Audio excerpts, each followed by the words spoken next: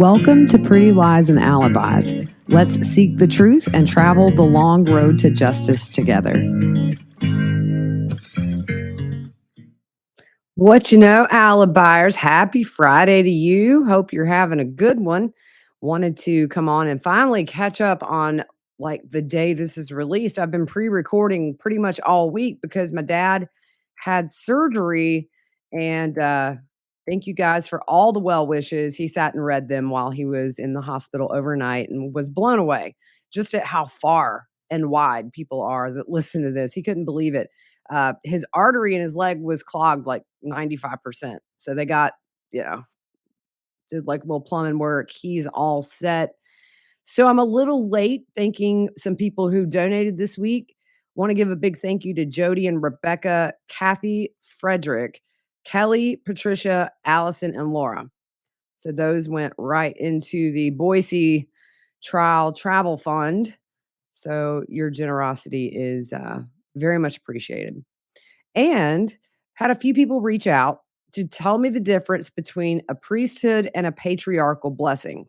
So most adult men in good standing with the church can administer priesthood blessings for comfort or healing. A patriarch is a specific, higher, significant calling within the priesthood. And a patriarchal blessing is typically only received one time in your life. So thank you guys.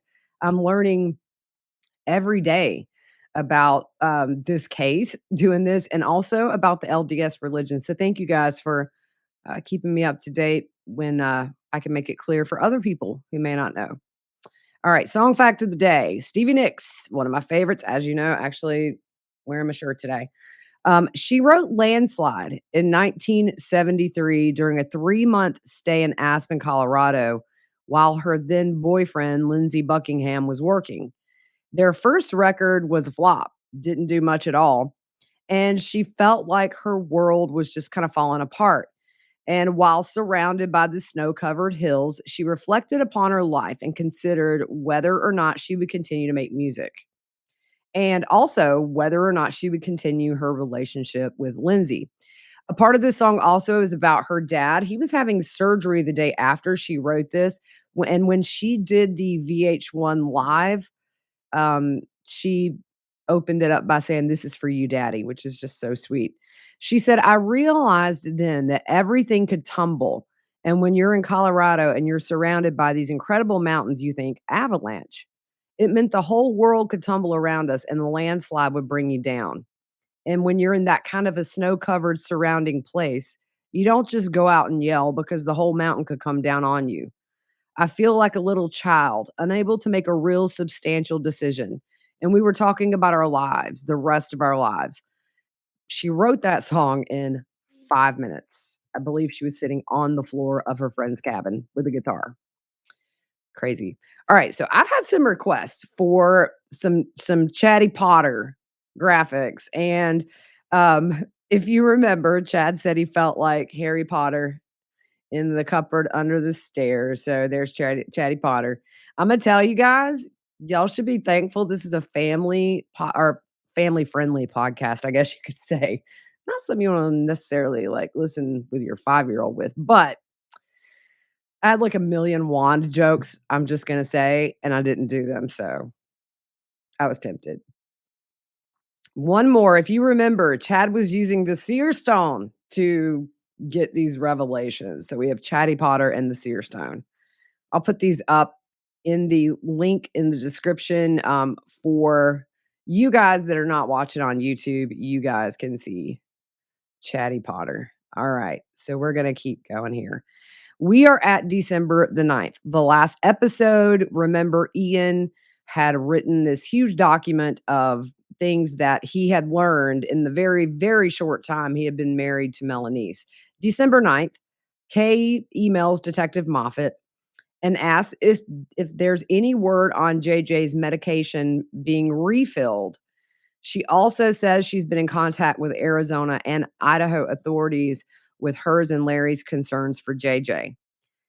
So December the 9th, Alex sends a text to Zulema asking if she ordered the the storms that are occurring. And she responds that she ordered the storms when they were having a barbecue. Lord have mercy, y'all. Mm, okay. So moving along, December 9th. Still, Lori logs into the app from JJ School and views posts on there that were made by the school. And at this point, they are married now. They've been to Hawaii, got married. Alex and Zulema are married. Melanice and Ian are married.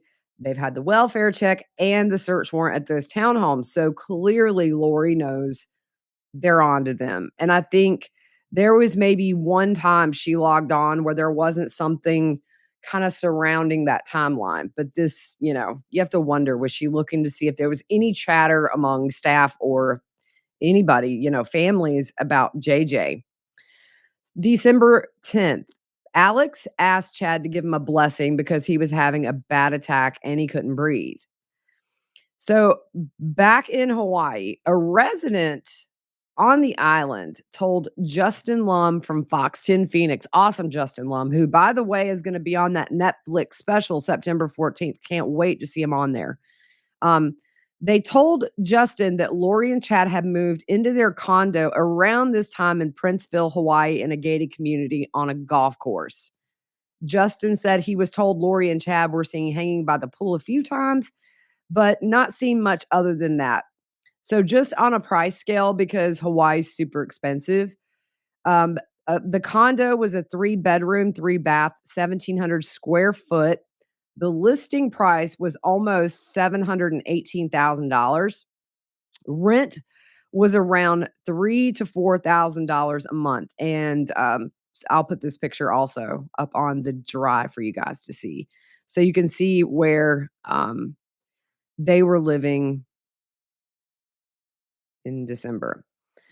So, December the 11th, we get to the point to where Tammy Daybell's body is exhumed.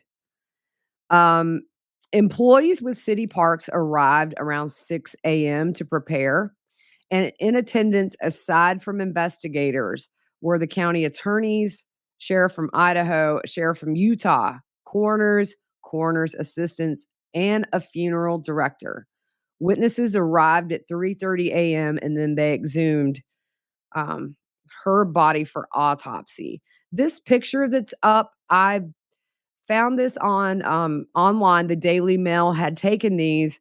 I assume this is after they exhumed her because the funeral pictures, it was October. There was no snow on the ground. There's no headstone here either.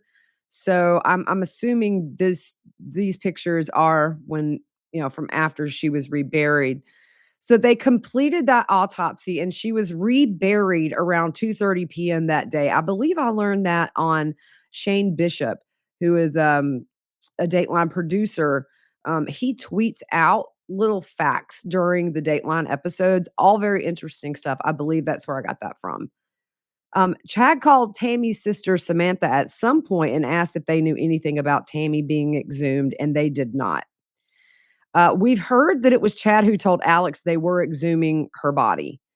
Tammy's dad said they did not know they were exhuming her body until police told them, and this was afterwards. So they went to her grave and found that it had been dug up.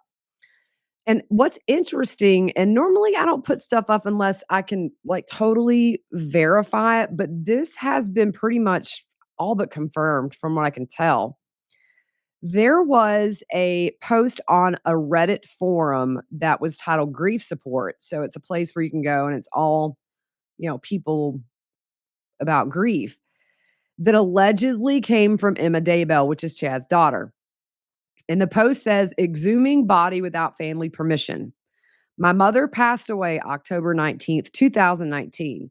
The coroner told us natural causes. It looked like the textbook definition of heart failure. The death was unexpected and my family has taken it hard. My dad has already remarried. A friend of the family lost her husband earlier this year, and for whatever reason, she and my dad decided to tie the knot. It feels weird, but I already have a positive relationship with my new, and she put in quotes, stepmom, and she has helped our family grieve. It's definitely a weird marriage. Both still talk of their former spouses frequently. My dad misses my mother terribly. A few neighbors, led by my aunt and in our small town, have decided that since my dad remarried so quickly, he murdered my mother.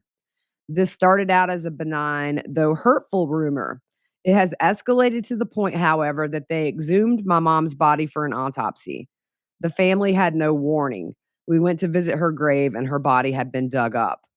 I don't know the results of the autopsy yet, but I feel extremely violated. I just want to grieve. I'm hurt that my aunt would cause so much trouble. Has anyone else experienced anything like this? I feel so alone. And that's a sad post to me. I mean, look, I know people have their opinions, especially about Emma, but you really see that conflict in there. If you remember also on that phone call with Melanie Gibb, Chad talks about Samantha, who's Tammy's sister, being dark and kind of leading these ideas that Tammy Daybell was murdered. And you see clearly he's got to the kids about this, or at least who we think is Emma who wrote this. But I just want to grieve. And look, I mean, this is the things these kids had to deal with emotionally within such a short amount of time, literally weeks, it's got to be tough. So we get to December 12th, and the karma bus was like pedal down, just traveling right along. Alex Cox suspiciously dies in Gilbert, Arizona, 2.5 weeks after he married Zulema. So before we get to the actual 911 call when he's dead, there were some things that happened that day.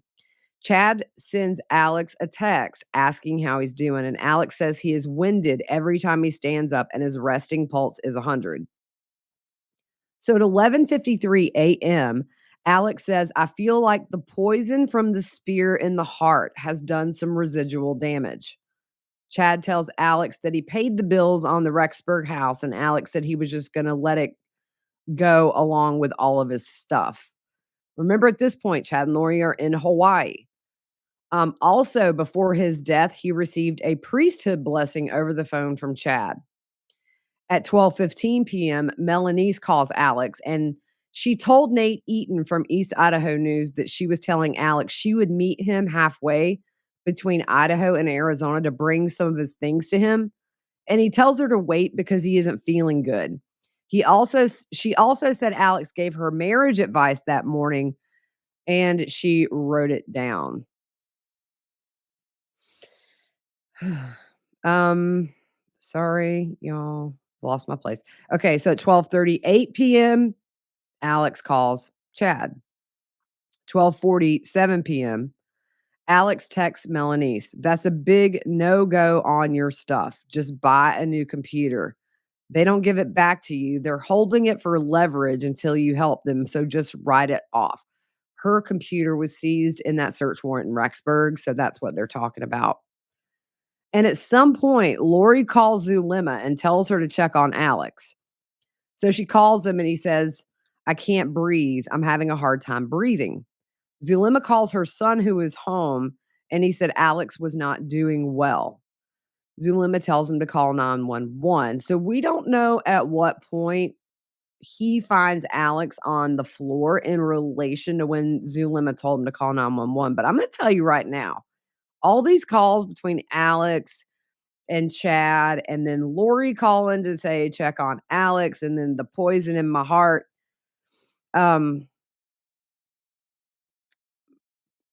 He was cremated, so we will not know any different, but I have suspicions.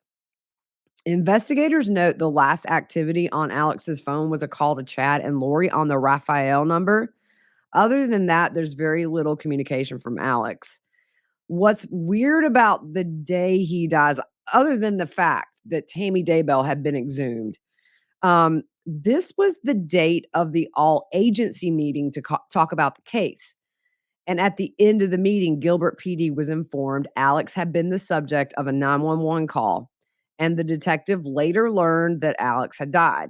They were wanting to talk to Alex about Charles Vallow's murder and also about the attempt on Brandon and Tammy. And here is my thing. They were following Alex and Zulema. We know because they in the notes it says they were seen leaving in his truck for 50 minutes or whatever. Why didn't they get him before then? I mean, at least Charles's murder, they could have brought him in because there were so many consistencies that investigators noted that their stories didn't line up. I mean, so many answers died with that man that day that we will never know what truly happened, I think, in all this, other than what we can piece together with the evidence Rexburg has. But I think there's a lot of things we'll never find out. So that 911 call came in at 3:20 p.m. Joseph, who is Zulema's son, he bless his heart, he was a little nervous. He said, "I have an older male here named Alex. He just passed out here on my bathroom." The dispatch asks if he's unconscious, and Joseph says yes. And the dispatch asks if he's breathing normally. Can you see his chest rise and fall? And Joseph says, "I hope so." He's asked how old Alex is, and Joseph said in his 40s. I think he was 51. Um, the dispatch asked, "Do you know him?" And he says, "This is my mother's boyfriend," which I thought was interesting. I don't think Zulema had told maybe at least Joseph that that was his stepdad. Joseph said he's on his side, and dispatch asked him to put him flat on his back. He says, "There's feces there, and I'm trying to keep cool right now." She said, "I know it's gross, but let's get him on his back to see if he's breathing." And Joseph says, "Alex, we got to get you on your back." Dispatch asks if he's awake or asleep, and Joseph said he's more passed out, he's breathing. And then he's asked if Alex is making any weird sounds, and Joseph said he's making an exhaley sound like woo. Look, y'all, I ain't trying to laugh when somebody dies, but this dude was evil, so woo. Um, the dispatch tells him to start CPR, and this is when the karma bus makes a stop right there at Alex. Dispatch says to start CPR. Joseph says, "I don't think I can do that." And he says he can't a few times. And so instead of doing that, he's like, "Yo, Alex." And then he says he's not breathing. If you remember, guys, I don't know, like I'm itchy. Something has got to me. If you're on YouTube and you see me, like I don't have scabies or nothing, like I'm having a reaction to something. So dispatch says to lay him on his back. And Joseph says he can't because Alex is too big. And Joseph said, "My mom just got here." And then he yells, "Come here, come here. It's really bad. Come upstairs in the bathroom. We need to get him on his back." Dispatch tells Zulema to get him on his back and start CPR. And Zulema says she knows how to do it. She asks how far out they are. And dispatch says they're out front now. So Zulema tells them they're on the second floor. Uh, Dispatch asks for Alex's last name. And Joseph said he does not know. So there's some body cam footage of when he dies in the house and at the hospital. I watched these and transcribed them a while back. The first video is 5 minutes and 57 seconds. And as the officer arrives, we see fire trucks and an ambulance on the street. As the officer walks up, we kind of hear a conversation that's in progress. An officer says he hasn't been flatlined. He hasn't been flatlined the whole time. He says EMS is not he tells EMS not to clean up just to get their gear. And the EMT says they bagged some stuff before they were told not to clean up. So the officer double checks nobody's upstairs, and the officer goes next door and asks to use the hose. He had something on his shoe.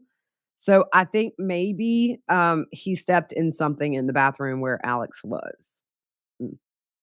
Video 2 is a little longer, 13 minutes, 22 seconds. The officer enters and goes upstairs. You can hear them working on Alex. Everything's blurred out. There was no screenshots to get, y'all. Sorry. The EMT asks if he left suction downstairs, and he asks for it. The officer says, "Our detectives are coming out. If you're not transporting him, just leave him be because we have other stuff we have to do at the house." Another officer says, "Anything with drugs, anything she's not telling us." And he says, "We don't know." One of our detective sergeants, and he's interrupted. And another officer says, "Are they working something on him?" And the officer replies, "Yes, I had no idea what it is or what's going on." In the background, we hear an officer ask Zulema who she is, and she spells her name. So you hear him say he's not flatlined. He's showing a PEA, so there's still a rhythm. And a PEA is a pulseless electrical activity where you have cardiac rhythm that should produce a pulse, but it doesn't.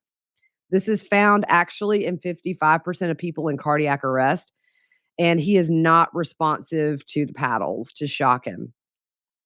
They say if he goes into asystic, they'll call his death. Asystic is he's flatlined. In the background, you can hear them suctioning his throat. And the officer says, just from walking around the house, my assumption is it's drug related. He has little blow torches down there. And another officer mentions Cialis, which is an erectile dysfunction drug. In the background, you see them doing CPR, blurred out, and Alex is laying on the floor. An officer who's searching a room is asked if he's seen anything, and the officer says his license is up there and they're looking for it, Alex's driver's license. He said he was found in the bathroom and they brought him out. The EMT says, I don't know if he's swelling or if it's secretions. The officer says he was still moaning when his son found him. He was trying to move a little and went out. The wife did a little CPR, then you got here. The officer then goes downstairs. Zulema's daughter is on the phone and says, "Here's the officer in charge, mom." So a man is on a speaker. She's got the phone. There's a man talking, and she has it on speaker. I think maybe it's Zulema's son-in-law, and asks the officer uh, to wait outside if you don't mind. And the officer says, "So as of right now, we have standing in the house. If you want, I can go get the supervisor, but we are not leaving at this point." So, Zulema says, "We don't understand why there's a search warrant, so we're gonna call our lawyer and see how this is going because we don't want any more. If you could not ask my wife any questions." I'm sorry, that was the son-in-law who said that on the phone. He then tells Zulema's daughter to not answer any questions. He said, "I'm gonna call my lawyer. I'll see you in a minute." I mean, straight out of the gate, call the lawyer. You know, if you've got nothing to be worried about, why are you calling your lawyer so quick? Seems like her family was kind of in the dark a little bit about this, though. So, a sergeant with Gilbert PD introduces himself as Mark to Zulema's daughter. She asks if she needs to get her mother back on the phone, and he says, "You can if you'd like, or you can talk to me first and see if she needs to be on the phone." She calls Zulema and the sergeant asks asks the sergeant if it's possible for them to wait outside. "My kids are going through enough trauma as it is without you guys standing right next to them. All three of my children have anxiety and you guys aren't making it any better right now. Why do you guys need a warrant for my house?" And the sergeant says, "We definitely aren't trying to make things worse. We're not trying to have anybody feel bad or be anxious. But someone died in your house today, and we're not going to leave your house until we finish that investigation. And we're going to secure it while we seek a search warrant from the judge. And if the judge grants it, we'll conduct a search as necessary to finish the death investigation. If the judge doesn't, we'll leave. But for now, we're going to stand by the house and control individuals' movements in the house. They're not required to stay here, so if they would like to leave, they are free to leave. But we will not be leaving the house at this time." And Zulema says, "Okay, so let me ask you this. Why are you saying someone died at my house when he was pronounced dead at the hospital?" So this is after the hospital visit and all that. He says, "Well, the incident started here, and I get he was pronounced deceased at the hospital, but it started in this house." And Zulema says, "I see." The sergeant says, "We're not trying to traumatize anyone here." Zulema says, "You are. You are, Sergeant. You're entitled to your opinion, but we have a job to do. And unfortunately, sometimes that makes people feel uncomfortable. That's not our intent, but that's where we stand right now. But your children that are here right now are adults and they're free to leave. We're not holding them here, but we're not going to hold the house, but we're going to hold the house while we seek the search warrant." And Zulema says, "Okay, I'm gonna get a hold of my lawyer and see if he can call back." And the sergeant said, "I have no need to speak to your lawyer. I'm not gonna it's not gonna change anything, but you're more than welcome to call. You have every right to." Zulema says that's what she's gonna do. Someone asks, "Are you on your way here?" And Zulema says, "I'm in the Jeep right now. I'm just gonna go to the h" and wait, I'm sorry. Someone asks, "Are you on your way here? I'm in the Jeep right now. I'm just gonna go to the house." I was hoping they would let me say goodbye because the detectives took me out of the room. So that was from Zulema. Sorry, y'all. The officer asks if they have any questions and they say no. He says to let them know if they do and reminds them they're free to leave, but not to wander around the house. He says they have a responsibility as investigators to determine if something bad happened in the house or if it's just natural causes. And they do that because Alex cannot speak for himself. So the body cam footage at the hospital was very, very long. It was over 2 hours, I think 2.5 hours at least. The video starts at the house. You hear someone ask if they have an airway on Alex, and someone says yes. So the officer asks, when was he found? And Zulema's son replies about 15 minutes ago. He said his mother called and said to go check on him, and he says his mom was at work. He went in there and there was feces and vomit. She got home and helped with CPR. He said he was having an anxiety attack, and someone on the phone was telling him how to do CPR. So the officer asked, "Who is he to you? Is he your dad?" And he says, "My mom's boyfriend." The officer asked why she wanted him to check on Alex, and he said his mom called and said he's on the floor, which I thought was interesting. How would Zulema know he's on the floor if she's at work? It's weird. The officer asked, had she talked to him, and her son said Zulema told him Alex was having some problems. So the officer tells them to go downstairs, and Zulema is there. And he asks if there's any illegal drugs, and Zulema says Alex doesn't use drugs or alcohol. The officer asked if Alex has been sick lately, and Zulema said shortness of breath. He would get it going up the stairs, and the last couple of days it's been when he gets up and he's like, "Oh, I feel so winded." The officer asks if he's seen a doctor or anybody he sees regularly, and she says no, he's the healthiest person. So Zulema is crying at this point and asks if Alex is going to be okay. So we're kind of hopping back to the house before the hospital. Um, the officer at let's see, she said he was blue in his face when she walked in and she started doing compressions. The officer asked when she last talked to him, and Zulema said he was talking to a friend on the phone, said he wasn't feeling well, so the friend said they would give him a blessing.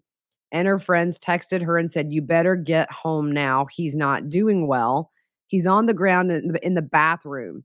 So I called my son and said, "Go over there and make sure he doesn't pass out. I'm on my way home." She tells her son to hang up and call 911.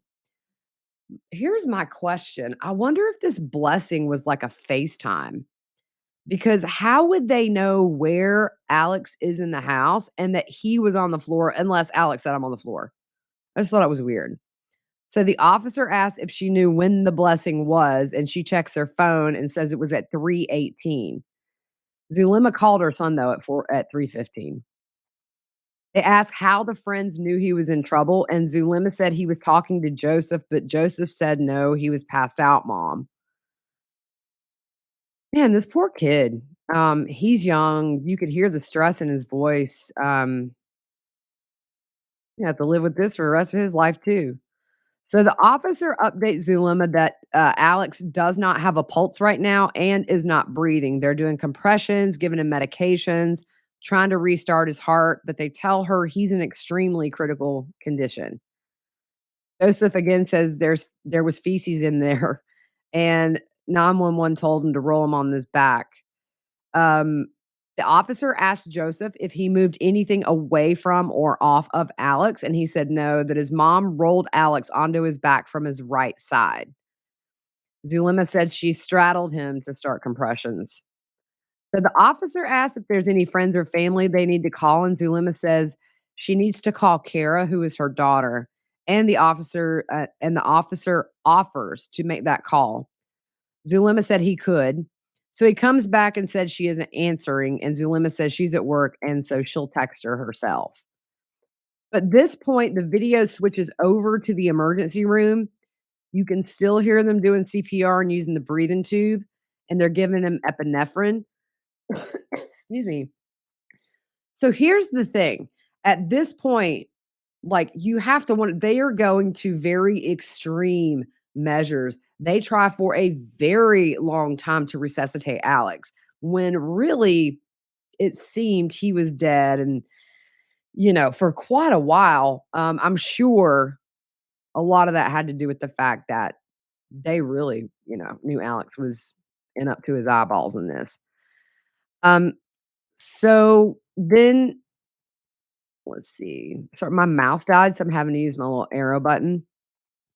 Um, I couldn't tell at this point what was asked of the officer, but the officer said there's reasons. I'm guessing he's asking why he needs to stay there. So the officer is relaying that Joseph was talking to him through the door, and he says it went silent. He opened the door, Alex was on the ground, and the officer says they were almost there to the house when they upgraded that code. In the background of the video, you see them putting blankets on Alex to try to keep him warm. Staff member says the wife is coming in the room, and you see Zulema go to the left of the foot of the bed, and she says, "Alex, I know you can hear me. You need to come back to me, honey. I know you can hear me. Come back." And she says that like several times. The officer is on the phone, and he says they're still working on him now. We've got 20 people in this room. So the officer asks on a radio when compressions were started, and someone responds at 3:29. So that would have been 45 minutes, and he still wasn't responding. And we see staff members kind of switching off, taking turns doing CPR. If you've never done CPR, it is so physically, like, it will exhaust you. Um, at one point, we see Zolima go to the foot of the bed and start rubbing his feet. And then they stop and they say he doesn't have a pulse, and they talk about how a rhythm comes back sometimes, but he's still just not responding to CPR. So they call the death at 4:19 PM. They did compressions for about 50 minutes total. They gave him, get this, 13 rounds of epinephrine, 8 before the hospital and 5 at the hospital. The officer calls someone to tell the time of death and said the wife is here with the body. And he is told by someone over the phone to stay with Alex's body. So at this point, you know that they're having this all agency meeting. And can you imagine um, what it was like in that room when they get word Alex is down? Like, he's not going to make it, because they knew at that point Alex was heavily involved in these attempted murders, and they knew he shot Charles, and so things were heating up, and they were really starting to seriously investigate Charles's murder at this point. So, I'm sure that was devastating to those officers in a way, because they knew, um, your major player's now dead. So, Zulema is at the head of the bed, kinda leaning over his body, and the nurse is asking her about who to call to inform them of Alex's death, and she names off her kids, and you can hear Zulema crying. A nurse says something about calling the medical examiner, and the officer says he's not here for medical examiner reasons. And it sounds like she said she didn't want them to show up with Zulema there. Another nurse comes up and asks if he's there for the medical examiner, and the officer says he's here for other reasons. And the nurse asked, "Is this for another case?" And the officer says, "Yes." He said they would get her more information, and the other detectives were on their way to the hospital. They asked Zulema if he had traveled recently, and Zulema said he went to Mexico on Saturday. She said when he woke up the morning he died, he was feeling better. And I think she said she wanted to take him to an urgent care or something, and Alex said, "I'll be okay. I don't want you to take me." She said he woke up at 8 o'clock, and when I guess she left around 9, he was fine. Zulima calls Jose, who I think is her son in law, and asks where he is. And I couldn't understand what he said, but he said something about her house. And Zulima says he's gone. She asks how Joseph is doing and says he's okay. He tells her he's sorry and doesn't know what to say and asks if she wants him to come there. And she says someone needs to stay with Joseph because he was freaking out when she left. He says he will get someone to sit with Joseph and he'll be on his way. And she tells her son in law where she is. An investigator shows up and the officer turns off his body cam audio very briefly. So like almost 2 hours into this officer is still standing there. And finally, he pulls up a stool. I mean, I don't know. I'd have done been in the floor that had a crew working on me standing there for 2 hours.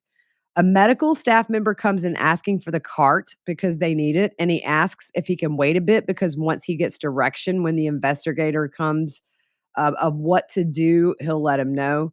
The staff member says that Alex is still plugged into the pads. And then the audio goes out. So that's kind of the end of that hospital stuff. There was some things later that night where, Zulema went into a police car, and then her son-in-law was like, "Don't talk," and then she quit talking, and he was really dictating a lot of the stuff, as far as, like, "Don't talk, we'll get the lawyer."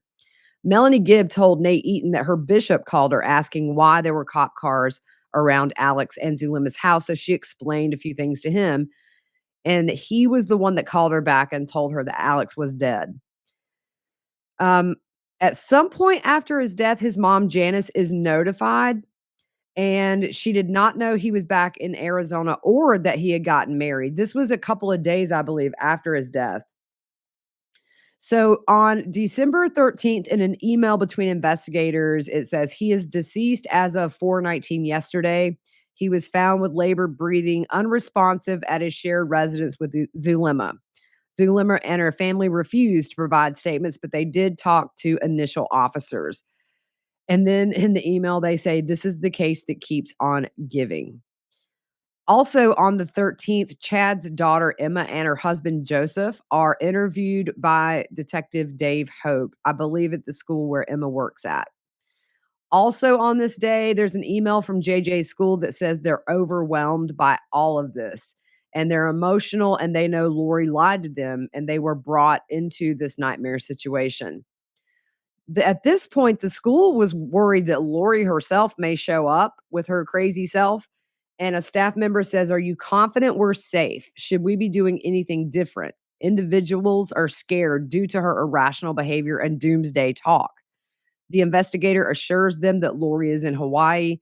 They also say they've seen where she's still been accessing the Blooms app for parents. Um, so, in an email between investigators, um,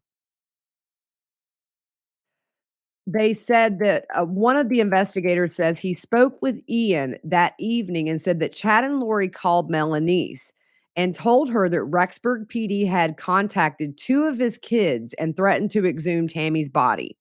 And Chad and Lori thought this was a lie. Law enforcement notes that Chad and Lori apparently don't know she was already exhumed and an autopsy had taken place, but they didn't volunteer that information to Ian. Chad and Lori told Melanice they were being bullied by Rexburg PD and planned to get a lawyer to represent them and Chad's kids. His kids will then refer law enforcement to the lawyer. They also hear a rumor that the FBI is involved and they thought it was a scare tactic. Was not a scare tactic, Chatty Potter. So let's see here. Investigators contact Lori's sister, Summer, and she says she hasn't seen or heard from JJ or Tylee in months and said she thought they were with Lori and not in danger. She said she thought their attempt to locate JJ was an attempt by Kay to gain custody of JJ. And the investigator said they're not trying to get JJ. They just want to observe and speak with him either in person or on a video call. So on December the 14th, Alex's autopsy takes place.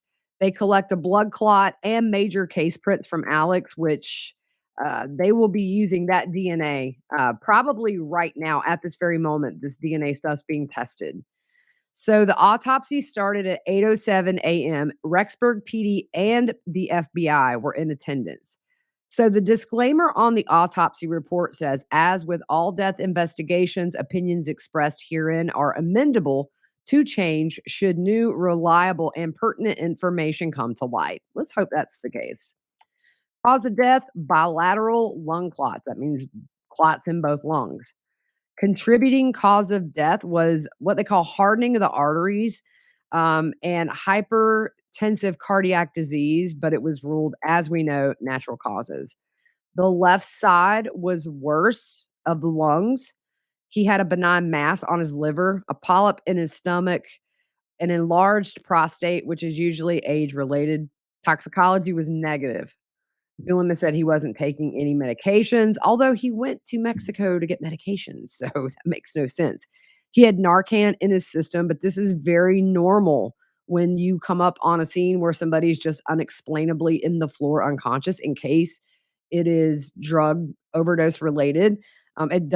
There's no harm in giving it because if it's not, there's no negative effect for the most part for the person. He was positive for caffeine.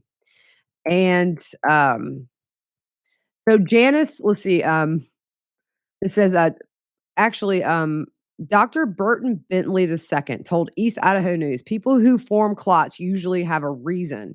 They've either had a prior clot or they have a clotting disorder or they have an acute attributing factor. So, also, he was cremated, as we know, and Janice was on 2020 this was before the kid's body. So this was, I think May of 2020 when this happened. And they talked about his service. And she said they didn't invite anyone who thought he was a murderer. So, I mean, she said it was a small, precious group of people who loved him. I bet it was a small group. So Alex's family released a statement to East Idaho News through their attorneys, Robert Jarvis and Garrett Smith, once it was found to be natural. And I did not put that here, y'all. I'm sorry. Okay, but Melanie's told Nate Eaton from East Idaho News. I can tell you now the statement was, yeah, we never doubted it was natural.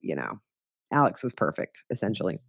But Melanie's told Nate Eaton from East Idaho News, he seemed okay, but I knew that week before he was having some trouble with, and she doesn't complete that sentence. She kind of diverts. Then he says at one point she was going to meet up with Alex halfway between Idaho and Arizona to bring him some of his stuff, but he said, let's wait. I'm not feeling very good. The week before, he said, I just kind of have a tightness in my chest or having trouble breathing. He said he bent down to get a water bottle and it took the breath out of him. Zulema was absolutely worried and was like, you need to go to the doctor. And Alex said, no, no, no. She said, Melanie said there was absolute shock when I got the phone call from Zulema and she was telling me, and then she trails off and doesn't finish that sentence. She said she called Alex every other day after he moved back to Arizona and that Alex repeatedly gave her marriage advice that morning, which she wrote down. She said she had not been close with Alex for most of her life until she started having problems in her last marriage. She said he would never judge anyone. Nobody could do any wrong in his eyes. He was very positive. Gibb told Nate Eaton that from East Idaho News that Alex was living with his new wife and we were all in the same ward. The bishop called asking, and she said it was an interesting conversation and she explained a little bit of things to him. And she said it completely threw her when the bishop called her back and said he was dead. She also said that Alex did realize that she was going to the police about what she knew, and that was made known to Alex. I don't know if she's insinuating, he offed himself because of her. On Dateline, Keith Morrison said investigators wanted to question him about Charles's murder, Brandon and Tammy. December 14th, in an email between Detective Moffat and Kay, he tells her Alex's autopsy was that day and it was natural causes. And he says the grand finale was a pulmonary embolism. Um, let's see. Kay asks if there's a problem if she emails Lori and Chad both to ask for JJ. And Kay emails them and says the reason she wanted to send an email to Chad is to maybe have him catch her in a lie and make him think instead of using the body part he's currently thinking with. Ugh, gross. Um, also on the 14th, an FBI agent said that Ian told him Chad and Lori had called Melanie's the night before and said Rexburg PD had contacted two of Chad's kids and threatened to exhume Tammy's body. Per the FBI agent, uh, Chad and Lori just were unaware that they had already done this and she was reburied. So we're going to end there. I wanted to get through Alex's death. It's such a major part of this story because you're looking at Chad, Lori, and Alex were seemingly the main players in having a physical hand in these murders and these attempts. And it was had to be so surreal to everybody who had really, started investigating all this stuff because I don't think it was until Kay had the welfare check called in, they start the surveillance and realize we're not seeing kids that, whoa, now we've got Charles Vallow's dead. Tammy Daybell's dead. Brandon was shot at. The kids are missing. So, anyways, all just crazy, man. You couldn't write this story any more crazy than it is. All right, guys, we will see you soon. Hope you have a great weekend. See you Monday.